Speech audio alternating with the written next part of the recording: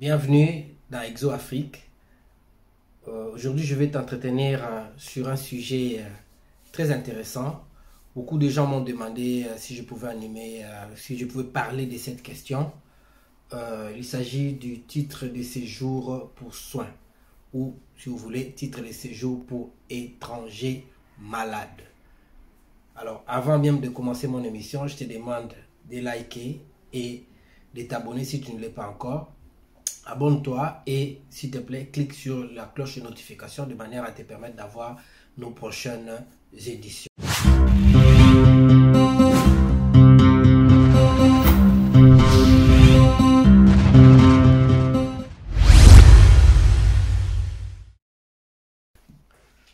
Alors, donc, comme je disais au début de l'émission, aujourd'hui, nous allons traiter de la question du titre de séjour pour soins ou titre de séjour étranger malade. Le premier point pour notre sujet, c'est de pouvoir définir en fait, c'est quoi un titre de séjour pour soins. En effet, le titre de séjour pour soins, c'est un document de séjour qui est reconnu à un étranger qui vit de manière habituelle en France et atteint d'une pathologie, voudrais-je dire, dont les manques de traitement ou le manque de soins pourraient entraîner des conséquences d'une gravité exceptionnelle ou d'une exceptionnelle gravité. Je répète, le titre de séjour pour soins est un document de séjour reconnu aux étrangers qui habitent de manière habituelle en France et atteints d'une pathologie qui pourrait entraîner des conséquences d'une extrême gravité et dont le traitement ne peut être assuré ou n'est pas assuré dans son pays d'origine. Donc, c'est comme ça que moi, je définis, en fait, c'est ma définition. C'est comme ça que moi, j'ai défini ces titres de séjour. Donc, par ma définition déjà, vous constatez qu'il y a trois conditions. Il existe trois conditions pour pouvoir bénéficier de ces titres de séjour. Je vais te citer les trois conditions avant de te parler des modalités d'attribution ou d'octroi de ces titres de séjour. Donc, c'est-à-dire la procédure. Quelle est la procédure à suivre pour avoir ces titres de séjour? Alors, avant d'aborder la question de la procédure, je t'explique déjà c'est quoi les conditions. Il existe trois conditions de fond pour pouvoir bénéficier de ces titres de séjour. La première des conditions, c'est la résidence habituelle en France. Ce titre de séjour n'est pas prévu pour des gens qui habitent l'Afrique ou je ne sais pas où dans le monde qui veulent venir en France pour se faire soigner. Non, ce n'est pas ça. Ce titre de séjour est reconnu aux étrangers qui habitent déjà en France de manière habituelle. Donc la première des conditions, résider en France de manière habituelle. On va me poser la question de savoir mais comment on va prouver qu'on habite en France de manière habituelle ou qu'est-ce qu'on entend par habituel. C'est vrai qu'il n'est pas bien défini parce qu'on parle d'habituel. Habituel, est-ce quelqu'un qui vient d'arriver depuis 3 mois, on peut le considérer comme étant quelqu'un qui réside de manière habituelle en France? Est-ce que quelqu'un qui séjourne depuis 6 mois, depuis 1 an, depuis 2 ans? Voilà. Donc, pour te donner la réponse, la jurisprudence considère que une personne qui habite en France depuis au moins 1 an remplit cette condition. Donc, résider en France de manière habituelle, au sens de ce titre de séjour, c'est de pouvoir habiter en France depuis au moins 1 an. Tous les documents sont enfin, on le prouve par tous les moyens, hein, c'est-à-dire les documents, des preuves de présence. J'en ai déjà parlé dans d'autres émissions, je ne voudrais pas m'attarder là-dessus. Il y a des factures, des ordonnances, ou des tickets de train, des impôts, tous les papiers dans lesquels on retrouve l'identité de la personne peuvent servir de preuves pour pouvoir démontrer que la personne habite ou réside en France depuis au moins 1 an. Alors, ça c'était la première condition. La deuxième condition de fond, c'est souffrir d'une pathologie. Donc cet étranger qui habite depuis au moins 1 an doit être atteint d'une pathologie ou d'une maladie entraînant des conséquences plutôt d'une extrême gravité, d'une exceptionnelle gravité. Donc ici, nous parlons de la maladie. Ça doit être une maladie qui peut entraîner des conséquences d'une exceptionnelle gravité. C'est-à-dire une maladie qui peut entraîner la mort, une maladie qui peut entraîner une immobilisation grave de la personne, une maladie qui peut entraîner beaucoup de dommages sur le plan corporel ou physique de la personne. Voilà, donc c'est ça que le législateur a voulu parler quand il a fait allusion à cette carte, à ce titre de séjour. Donc une pathologie entraînant des conséquences d'une exceptionnelle gravité. Alors, quelles sont ces maladies qui peuvent entraîner des conséquences d'une exceptionnelle gravité? D'aucuns pourraient me poser cette question, hein? Mais moi-même, je vous dis que le législateur n'a pas cité ces nombres de maladies. Donc, il est laissé à l'appréciation, n'est-ce pas, de l'OFII, de pouvoir déterminer quelles sont ces maladies, parce qu'aujourd'hui la question du titre de séjour pour soins est gérée par l'OFII, contrairement aux anciens temps où c'était géré par l'Agence régionale de la santé. Donc aujourd'hui c'est l'OFII qui gère cet aspect des choses. On va y arriver, je vais en parler longuement lorsqu'on va évoquer la procédure. Donc, quelles sont ces maladies? Il y en a plusieurs. Donc, toute forme de maladie qui peut entraîner des conséquences d'une extrême gravité, d'une exceptionnelle gravité dans les chefs de l'étranger.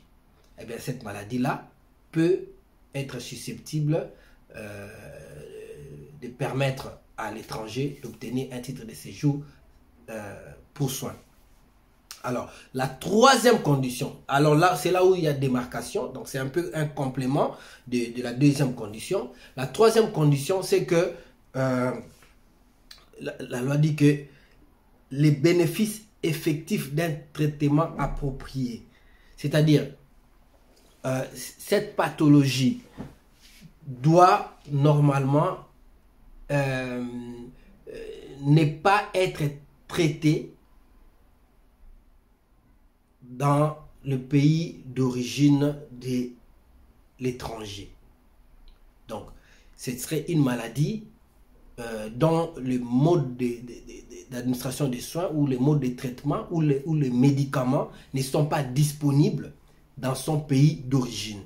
Si cette maladie peut être traitée dans son pays d'origine, eh bien, l'étranger ne remplirait pas la condition pour pouvoir bénéficier de ces titres de séjour. Alors, là, on a compris les trois conditions, n'est-ce pas, pour pouvoir obtenir les titres de séjour.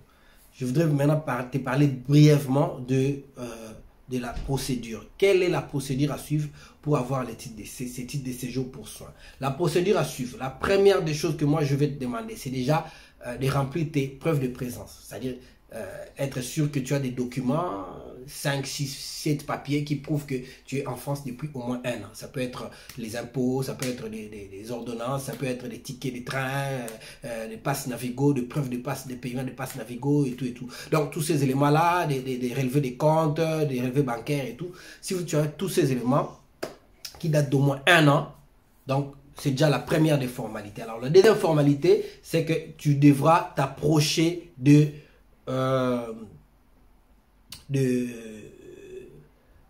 la préfecture.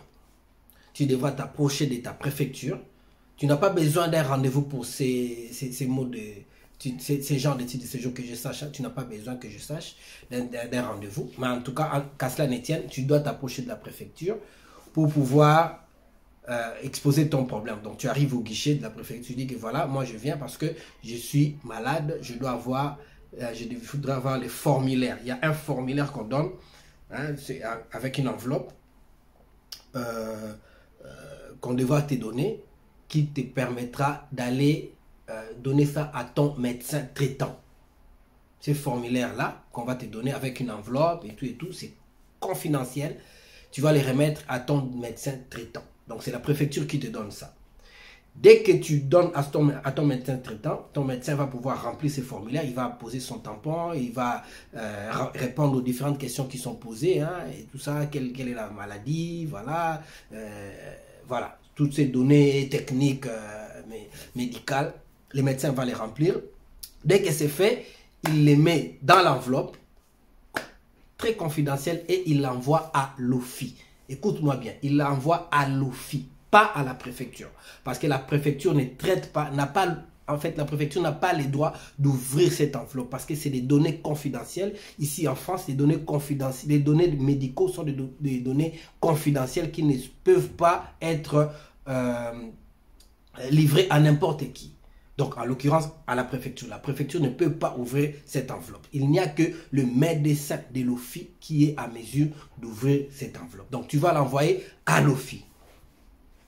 Dès que c'est envoyé à l'OFII, l'OFII va pouvoir analyser et savoir si c'est faisable ou pas, si cette maladie effectivement fait partie des maladies dont on peut délivrer le titre de séjour ou pas. Et au besoin, les médecins de l'OFII, excuse-moi, pourraient même te convoquer dans son office, donc dans son bureau. Ils pourraient même te convoquer pour pouvoir analyser encore beaucoup plus spécifiquement, de manière beaucoup plus détaillée, essayer d'analyser, de faire des examens. Lui aussi, il peut prescrire des examens pour pouvoir attester ce que ton médecin traitant aura établi. Et bien, dès que ces aspects-là, dès que ces éléments, le médecin de l'OFII termine son traitement, en ce moment-là, il va donner son avis. Normalement, d'après la loi qui régit ce type de séjour, l'avis du médecin de l'OFII est consultatif. C'est-à-dire, il ne lit pas la préfecture. Mais généralement, beaucoup de préfets se sentent liés. Hein, donc, ils donnent leur décision, hein, ils penchent leur décision du côté du médecin de l'OFII. Donc, généralement, si les médecins de l'OFII demandent à ce que le préfet puisse octroyer les titres de séjour, les préfets l'octroient, très généralement en tout cas. Et si les médecins de l'OFII refusent, ils disent que voilà, ça ne sert pas, et généralement les préfets aussi n'accordent pas. Mais en tout état de cause, la décision du médecin de l'OFII est consultative. Donc, voilà un peu la procédure, comment ça se passe pour pouvoir avoir ces titres de séjour pour soins. Mais j'ai voulu te donner quand même la liste d'un certain nombre de pathologies, un certain nombre de soins qui peuvent permettre à l'administration, donc à la préfecture, de pouvoir te délivrer un titre de séjour. Alors, c'est un rapport en fait, c'est la liste des maladies ou pathologies d'après un rapport de l'OFII de 2021. L'OFII a fait un rapport en 2021, il a fait un rapport à destination de l'Assemblée nationale pour pouvoir, dénombrer la liste des maladies. Donc, il a listé les maladies pour lesquelles ils ont accordé des titres de séjour en 2021. Je vais te donner de manière liminaire quelques-uns de ces maladies. Donc, en 2021, l'OFII a accordé 26 900 titres de séjour pour des soins psychiatriques. Donc pour des maladies ayant trait à la tête, donc la folie, je sais pas moi, tout ce qui est traumatisme et tout et tout. L'OFII a accordé 26 900 titres de séjour pour les problèmes psychiatriques, Alors, ils ont accordé pour le VIH, donc le VIH fait aussi partie des SIDA, fait aussi partie de ces maladies. Ils ont accordé 17 150 titres de séjour en 2021 pour le SIDA. Donc le SIDA fait partie aussi des maladies pour lesquelles on peut t'accorder un titre de séjour si tu souffres de ça. Pour le diabète, donc le diabète fait aussi partie. C'est vrai que moi j'ai toujours été réticent parce que j'estime que le diabète, beaucoup de préfectures sont, ou beaucoup de l'administration au niveau de l'OFII sont vraiment très réticents. Mais là je vois les chiffres, les chiffres parlent d'eux-mêmes. Ils ont accordé 16 927 titres de séjour par rapport au diabète. Mais ça ne sera pas n'importe quel diabète, je pense que c'est des formes graves de diabète, je pense. Alors, pour le cancer, ils ont accordé 14 400 titres de séjour. Ça, c'est toujours en 2021. Donc, le cancer fait aussi partie de ces types de maladies pour lesquelles on peut accorder les titres de séjour. Et pour les dialyses, c'est 44 000 plutôt. Pour les dialyses, c'est 4 744 titres de séjour. Donc, si vous avez des problèmes de reins et tout, ça peut aussi permettre à ce que l'on puisse vous accorder des titres de séjour. Pour les greffes d'organes, donc, si vous êtes vous attendez qu'on puisse faire un greffe d'organes et tout, et bien pour ce type de problèmes aussi, pour ce type de maladies aussi, on peut, l'OFII a délivré 2186 titres de séjour en 2021. Donc voilà de manière liminaire, la liste est exhaustive, je sais qu'il y a beaucoup plus de maladies pour lesquelles on peut accorder titre de séjour, mais moi je me suis... j'ai bien voulu te donner ce que je connais, donc ce que je vois, ce qui est probant. Donc voilà. Je te dis merci d'avoir pu suivre mon émission. Tout ce que je te demanderai, c'est de pouvoir liker et de t'abonner et surtout de partager à ton entourage pour que tout le monde puisse avoir l'information. Pour ceux qui veulent me poser des questions, il y a une nouveauté, je ne réponds que aux gens qui sont abonnés. Si vous n'êtes pas abonné à ma chaîne, je ne réponds pas à votre question. Alors, merci pour tout et au revoir. Exo Africa Investment Consulting, votre interlocuteur indispensable dans la réalisation des investissements de la diaspora africaine. Vous êtes ou vous envisagez vous lancer dans l'agrobusiness, les mines, l'immobilier, la distribution, le digital et la microfinance. Or, diamant, cuivre, cobalt, pétrole, le cabinet Exo Africa Investment Consulting vous accompagne dans le conseil, la création, l'accompagnement jusqu'à la réalisation de vos projets sur le terrain en République démocratique du Congo. Notre expertise juridique, administrative et commerciale en France, en RD Congo et en Afrique francophone vous donne la clé de la réussite. Pour tout contact, notre siège se situe au 11 rue Tranchée 75 008 Paris et par téléphone au 0033 7 53 93 03 07.